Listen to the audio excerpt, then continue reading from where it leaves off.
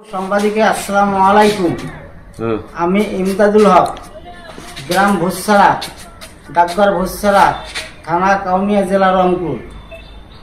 আমার প্রাকৃতিক জমিন 14 শতক আমি অসহায় বিক্রি করছি শাহজাহানের কাছে। তাই আমি জমিন বিক্রি করি, অন্য জায়গায় চলে যাই। এই জমিন আমি বুঝি দিতে আসিয়া আমি আনিয়ে নাপার সময় মহির মুড়িরা বাধা দেয়। তা আমি জমিন নাপলাম।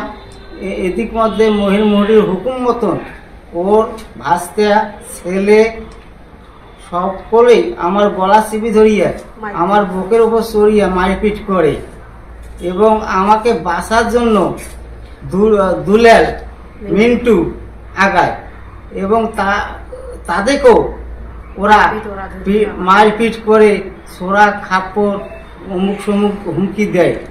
তাই এলাকার লোক আরও আসিল, ওরা সবাই মিলে আমাকে কাউনিয়া মেডিকেলে ভর্তি করে এবং কাউনিয়া মেডিকেলে আমার শারীরিক অবস্থা দেখে এখান থেকে ট্রান্সফার করিল রংপুর মেডিকেলে।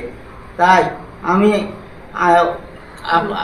আইনগত 70,000 করে দেবো। আমি কিছু না বাবা, টাকা হবে না, আমি জবান দিচ্ছি 60,000 টাকা, আমি 60,000 করে নেব, তোরা আগে তো 20,000 টাকা করে চাচ্ছিলি। এই কারণে ওরা এখন জমি পায় না দেখেই আমার ওপর হামলা চালাইতেছে। আমি রংপুর মেডিকেল থেকে আসছি, তাই ওরা এখন কিন্তু আমার হুমকি দিতেছে যে তোকে আমি লাশ ফেলে দেবো, আমার ছেলে মেয়ে যাকে পাইবে তাকে বলে লাশ ফেলে দেবে। ওরা চুরি খাপ্পড় কত কি ধরিয়ে হুমকি ঝুঁকি দিতেছে। ওর শাইনুর, রাজু, আজম, মহিরমুরি, আলম, ওরা সবাই অল ফ্যামিলি আমাকে হুমকি দিতেছে। আমার তো কেউ নাই, তাই আমি আপনার কাছে সঠিক বিচার চাই।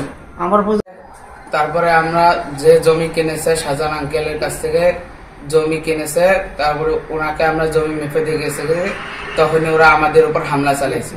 হামলা চালালো কে? ওরা কম টাকায় চেয়েছিল, সেজন্য শাহজাহান আঙ্কেলের কাছে বেশি টাকা বিক্রি করেছে। হ্যাঁ, ওরা আমাদেরকে হুমকি দিতেছে, আমরা এখনো অনেক ভয়ে ভয়ে আছি। কে হুমকি দেয়? কি নাম?